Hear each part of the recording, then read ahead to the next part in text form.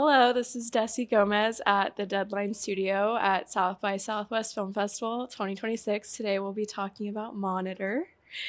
Um, I have to ask both of you first, what was the impetus for this film? I don't know if you want to talk about the kind of creature that you base it on or if that's secret, but how did you decide to base it on that and where did it go from there? Yeah, we made the feature was just a product of the short film that we made years and years ago, and 8 years ago. 8 years ago, and so yeah, somebody basically we got some interest in the short film, and that's what sort of motivated us to try to expand it into a feature, and that's what we The did. the monster itself really kind of came that we in the short film. It really was just like we need a scary monster, and Matt's brother made a mask, and we had that. And when it came to, it was very simple in the short film. Then it came to the feature. We kind of had the ability to really actually try to develop something that's interesting and thematically, related to the themes of our movie. And so Our um, monster, it's maybe a spoiler, but our monster we just call a weird little guy. he's a weird little guy. We don't like to think of him so much as a monster, as just a weird little guy. No, that's great. And we find that to be creepy enough on its own. Yeah. Absolutely. He's a very weird little guy. And I read that you filmed this on a bunch of different kinds of cameras, nine Yeah. I mean, baby monitors. yeah, I mean, I think it comes from just the hook of our movie being that you're seeing this monster on a screen and not in real life. And so you're seeing that on everything from, security cameras to a car backup camera to a doorbell camera to a webcam to a baby monitor, etc. It was really important for us to I think in movies when it's like, hey, they're doing a FaceTime and it's clearly shot on a cinema camera. It's like let's shoot it with the real cameras that we do in real life and let it look shitty and like lean into that as part of the style and the aesthetic of our movie. And I think that's part of what makes it kind of special. Our DP Phil was really proud of shooting it on a bunch of crappy cameras, and the one of the mantras of the movie, shooting the movie, was embrace the shit. Just because we didn't know how to work certain cameras or whatever, we're like, and he's like, it doesn't matter. It needs to look bad. We'll just shoot it. Oh my goodness. And how long did it take to get all of that together? Was there one that was most challenging to develop after? I think, yeah, I mean, there's a lot of it just came from it's like like the baby monitor was one of the more challenging ones. It's hilarious just looking back at behind the scenes. We have like real like camera assistants and camera crew that are like mounting a baby monitor in a room and like messing with it and like trying to figure out how to get the feed from it and stuff. So it's just a lot of those sort of funny moments. But yeah, I don't know if there's one necessarily that was more challenging. It was just, I think the big challenge is when you're using so many different kinds of cameras, sort of in post, figuring out how we want to display that. It was important for us to see sort of the pixels of the screens. Like when you see this footage, it feels like a character in our movie's point of view looking at the screen. And so a lot of it was just kind of taking all that footage, coming back, putting it on screens, pointing our camera at the screen, so it's sort of like you're shooting the footage again. Because it's not really about technology; it's about how how characters perceive technology. So it was like the texture of everything was really important to us, the texture of the camera, but also the texture of the individual screens, and so that was kind of fun to dig into. Yeah, amazing. It not reminds me, but I did an interview yesterday for Sender, which is another film about. Oh, Yeah, nice. we met Russell, the director. Amazing. Yeah, he's great. He was a guy. big fan of Monitor as well. He Cool. said Amazing. here. We can't wait to see it.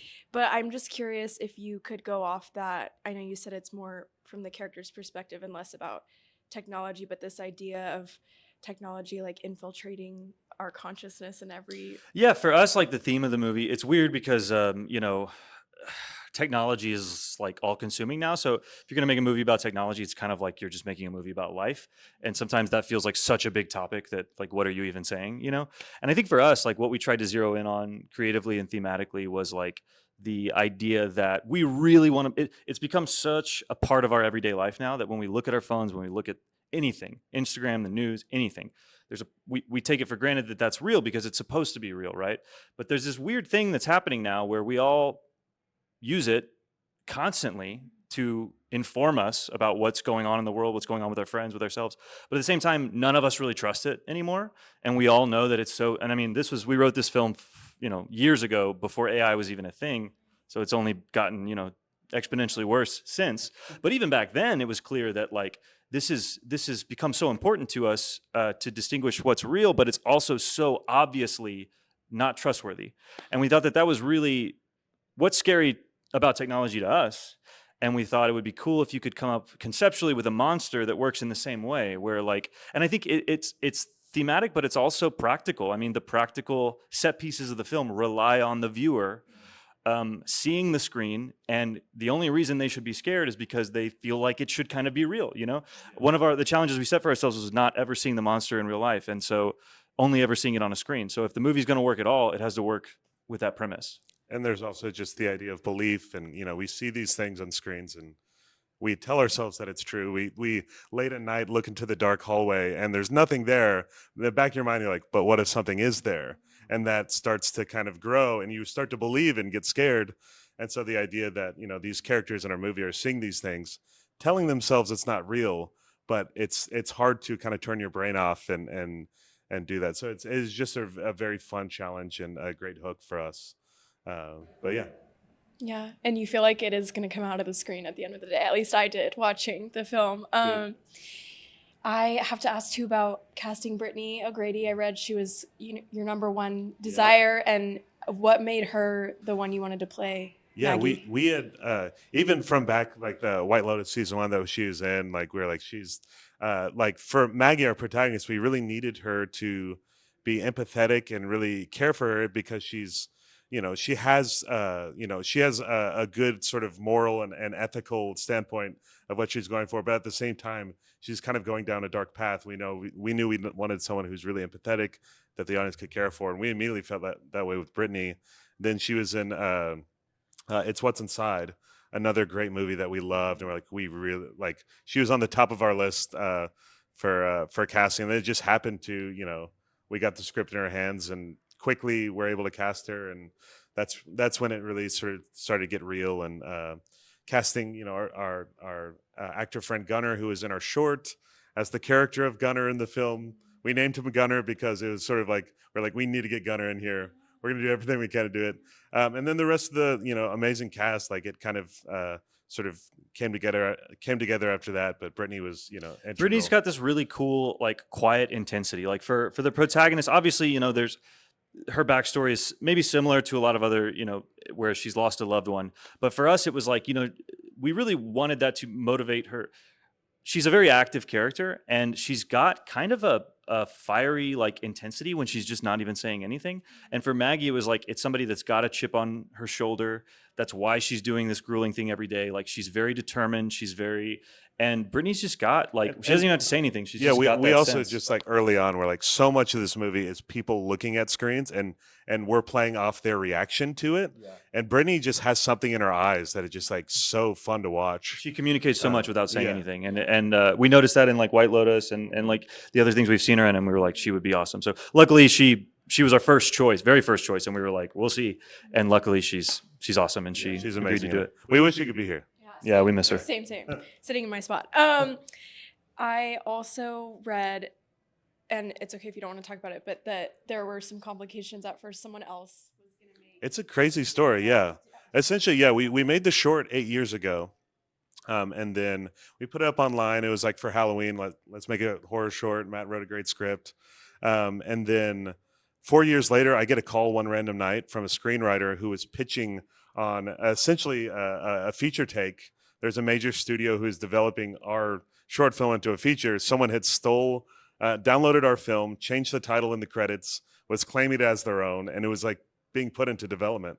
And so he was pitching on it, randomly found our film, and was like, this thing's going to implode. I just want to let you know this is absolutely crazy.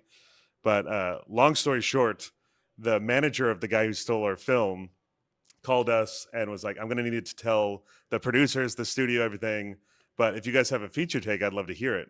And so I immediately called Matt, and we're like, dude, we got to come up with an idea tomorrow morning. Yeah, it's funny like movie. How this movie came about, because it's our first feature, but I think a lot of people, their first feature, it's like they're really, they've got a passion project that they love, and they're like trying to make it. They've been trying to make it for years, and it's like it's funny with this one. Ryan and I were like, well, here's an opportunity, like let's make a passion project out of it, and like what can we, how can we expand the short in a way that would make a satisfying feature? Yeah, and the fun part was it's like obviously we had to still write a great script, have a great pitch, like, so many things had to go right for us to still make this movie and make it with great producers that we love, with a great cast. But yeah, it's sort of really good. Just goes back to, we made a short that we really liked. What's a cool way that we can expand that into a feature and be satisfied with it, and hopefully make something that's really entertaining, has a great, like, cool social theme to it, and yeah, delivers some great scares. So I think I'm proud of it. I feel like we did a pretty good job on that. I'm not proud of it, but he is. So no, I am. Okay, good. Well, thank you both so much for coming. This was a great chat. Yeah, thank you so much So for having excited to us. talk Really about appreciate it. Yeah.